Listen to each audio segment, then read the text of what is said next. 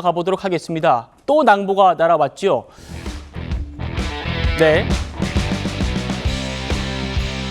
우리의 전통 무도인 태권도에서 12번째 금메달이 나왔습니다. 이종훈 평론가님. 네.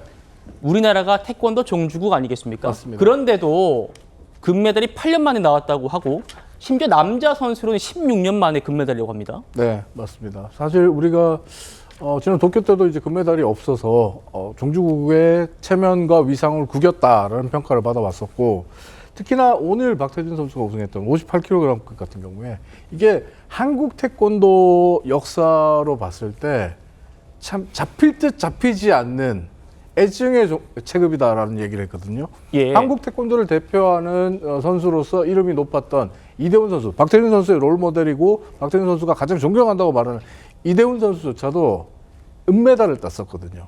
금메달을 못 땄었거든요.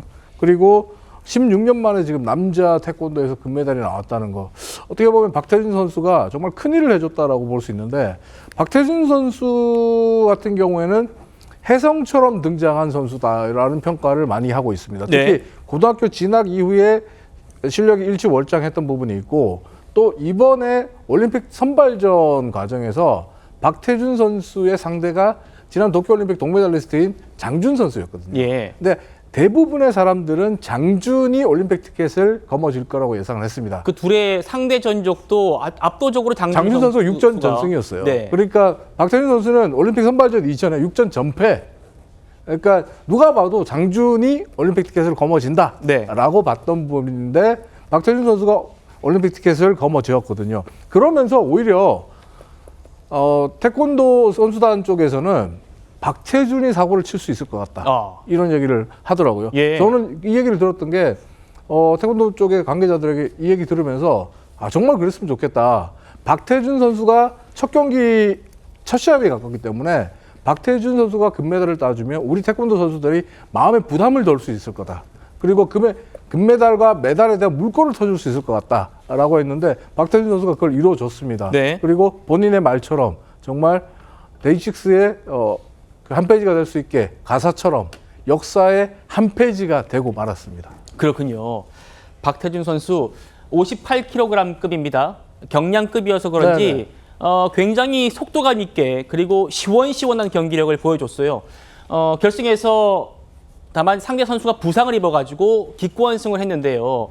경기가 끝날 때까지 공격을 이어가더라고요. 네, 맞습니다. 그것 때문에 좀 논란이 있었어요. 사실은 예. 지금 박태준 선수 SNS에는 마고메도프 선수, 그러니까 상대였던 선수의 팬들과 그리고 외국인들이 박태준 선수에게 지금 뭐랄까요, 비난의 댓글을 달고 있거든요. 그러니까 상대 선수가 부상을 당한 걸 알고 있었고 2라운드 1분여를 남겨놓고 종료까지 1분여를 남겨놓은 상태에서 상대와 치열한 접전을 펼쳤지만 상대가 이미 등을 보이면서 비틀거리고 쓰러지려고 하는데 그 순간까지 등을 향해서 발차기를 날렸어야 했냐. 그러면서 마지막 순간까지 지금 이 장면인 그렇죠. 것 같습니다. 저 상태에서 발차기를 해야 되느냐. 저것은 상대에 대한 존중과 예의가 아니다. 당신이 너무 지나치게 과하게 공격을 했다. 라면서 비난의 목소리가 쏟아지고 있는데, 박태준 선수는 아까 우리 인터뷰에서 잠깐 나왔지만 경기가 중단되는 그 순간까지 최선을 다하는 것이 상대 선수에 대한 존중이라고 생각했다. 그렇죠. 라고 이야기를 했고요. 그리고 태권도 룰을 봤을 때 갈려라는 중단선언, 주시면 이제 갈려 선언이 나오기 전까지는 예. 경기가 계속 진행됩니다. 만약에 역으로 해서 박태준 선수가 저기서 마음이 약해져서, 아까 인터뷰도 얘기했지만 마음이 약해져서 공격을 멈췄어요. 그러다 역습을 당했어요. 그러면서 경기가 뒤집어질 수도 있는 거거든요. 네. 그런 상황이기 때문에 박태준 선수의 저 마지막 발차기는 사실 제가 볼 때는 아무런 문제가 없는데, 아마 그 마고메도프 선수라든지 아니면 태권도를 잘 모르시는 분들이 봤을 때는 저건 좀 지나친 행동이 아닌가, 이런 지금 비난들이 나옵니다만 분명히 말씀드립니다. 네. 박태준 선수의 마지막 발차기는 스포츠맨십에 전혀 어긋나지 않고요. 오히려 상대를 존중하는 표현이었다는 걸 그렇죠. 말씀드리겠습니다. 예.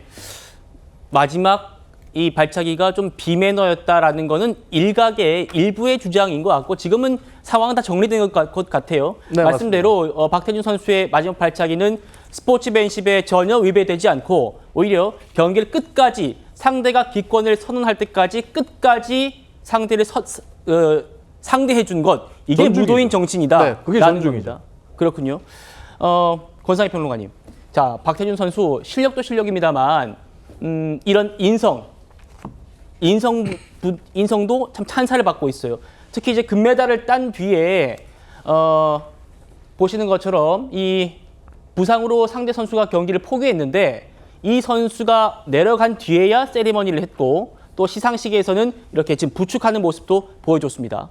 네, 그렇습니다. 그러니까 신유빈 선수가 이 탁구에서 단식에서 이 4강 때 일본 선수에게 패하지 않았습니까? 2대4로 패한 이후에 먼저 다가가서 축하해주는 모습을 보여주면서 패자의 품격을 보여줬다. 이렇게 칭찬을 받았는데 이번에 박태준 선수 승자의 품격을 그야말로 제대로 보여줬다. 이렇게 말씀을 드릴 수가 있겠습니다. 기권승 이후에 시상식 입장 시에 그리고 또 시상대에 오를 때 마고메도프 선수 부축을 했죠. 그리고 위로하는 모습도 보였습니다. 네. 이 마고메도프 선수 역시 환하게 웃으면서 화답하면서 올림픽 정신이 이런 거구나 다시 한번 보였는데요. 사실 이 지금 박태준 선수가 세레머니 굉장히 화려한 세레머니를 보이지 않았습니까? 이 세레머니로 관중에게 감탄을 줬다면 이번에 승자의 품격을 보여주면서 감동의 장면을 연출했다 이렇게 말씀드릴 수가 있겠고요. 네. 일단 뭐 아주 태권도에서 오랜만에 나온 금메달 소식 아닙니까? 태권도 역사의 새 주인공인 만큼 앞으로의 기대가 더욱더 커지는 그런 선수라고 볼 수 있는데 사실 우리 태권도와 또 파리하고 인연이 있어요. 왜냐하면 인연이 깊다고 말씀드릴 수가 있는 게 예. 태권도가 90년대에는 사실 올림픽 정식 종목이지 않았어요. 그렇죠. 그런데 1994년 프랑스 파리에서 IOC 위원회가 개최되면서 이때 태권도가 정식 종목으로 채택이 되게 됩니다. 그러면서 2000년도부터 올림픽에서 정식으로 볼 수 있게 됐거든요. 네. 근데 한 차례 또 이 태권도 위기가 있지 않았습니까?